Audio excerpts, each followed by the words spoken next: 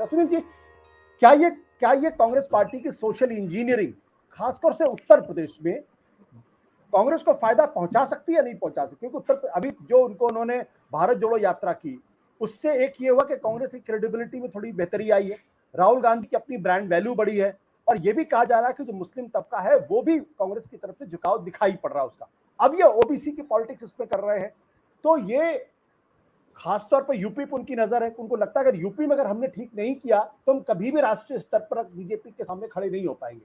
क्या ये उस दिशा में उठाया गया कदम है? धन्यवाद आशुतोष जी। मुझे लगता है कि जो अगर आप हिंदू सांप्रदायिक ध्रुवीकरण की राजनीति को अगर आप काउंटर करना चाहते हैं तो आपको सशक्तिकरण की बात करनी ही पड़ेगी, इसके अलावा कोई विकल्प है नहीं। सशक्तिकरण की बात करके ही आप इस भावनात्मक मुद्दे से लोगों को हटा सकते हैं। आप बहुसंख्यक के खिलाफ आप जा नहीं सकते।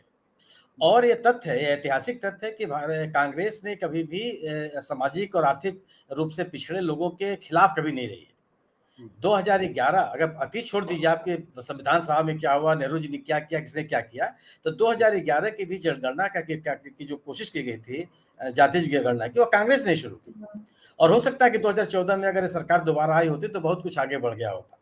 अगर आप याद कीजिए तो जो उस समय के प्रधानमंत्री मनमोहन सिंह जी का जो भाषण था, जिसको एकदम ट्विस्ट कर दिया गया कि पिछड़े लोगों का के ऊपर पहले अधिकार है देश के संसाधनों पर, जिसको केवल उसको अल्पसंख्यकों की बात की थी, अल्पसंख्यकों का नहीं, सभी की बात की थी। आप पूरा, अगर आप पूरी बात कीजिए तो केवल अल्पसंख्यक उसमें नहीं है। अगर पूरे स्टेटमेंट को सही पूरे परिप्रेक्ष्य में देखा जाए तो केवल अल्पसंख्यक नहीं है, अल्पसंख्यकों को प्रचार किया गया, जैसे आज प्रचार किया जा रहा है कि मोदी का नाम लेना पिछड़ों का अपमान है। ये बात नहीं है, वो पूरी बात कही उन्होंने। तो अगर आप सशक्तिकरण की बात नहीं करेंगे तो आप ध्रुवीकरण की राजनीति से में अपने आप को स्थापित नहीं कर सकते।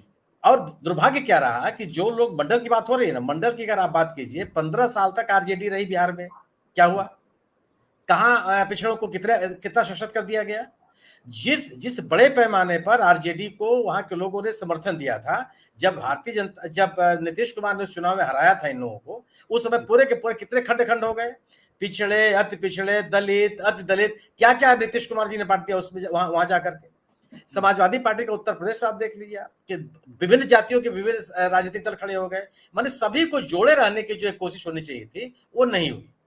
परिणाम क्या हुआ कि जो पूरा का पूरा आंदोलन था, उस आंदोलन में भारतीय जनता पार्टी ने सेंध लगाई और ध्रुवीकरण की राजनीति शुरू कर दी। कांग्रेस ने खासतौर से जो एक कोशिश की है वह यह कि हम सशक्तिकरण की बात करेंगे, यानी कि जो सामाजिक रूप से, आर्थिक रूप से पिछड़ा है उसको ताकत देना है, उसको उसकी जनसंख्या के अनुसार ताकत देना है, और यह लोगों को प्रभावित करेगा। आप जिन राज्यों में इन्होंने पहल, आप राजस्थान में देखिए, राजस्थान में आर्थिक और सामाजिक रूप से पिछड़े लोगों के लिए जब राज्य सरकार ने कोशिशें की तो उनको कितना जन समर्थन मिला, और यही कोशिश उन्होंने अब शुरू की। और ये केवल उत्तर प्रदेश की बात नहीं है, मेरा यह मानना है कि पूरे उत्तरी भारत में यह जो सामाजिक रूप से पिछड़े लोग हैं, उन पिछड़ों में एक अच्छी खासी इनकी पैठ बनेगी।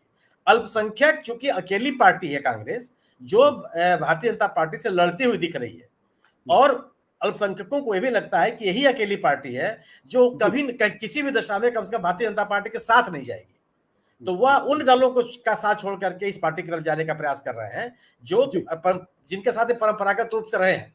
और हाल के जो विधानसभा के चुनाव हैं, चाहे आप महाराष्ट्र का चुनाव देख लीजिए और चाहे पश्चिम बंगाल का चुनाव देख लीजिए, अल्पसंख्यकों ने बड़े पैमाने पर टूट कर कांग्रेस का साथ दिया। तो ये जो उनका परंपरागत टूट था वो आए, और इन पिछड़ों की बात करें, कांग्रेस ने वहां अपनी मजबूती बनाने की कोशिश की। तो यह बड़ा काट है, इसका कोई जवाब, मैं ध्रुवीकरण का इससे मजबूत काट कुछ हो नहीं सकता। सत्य हिंदी का ऐप डाउनलोड करें गूगल प्ले स्टोर पर।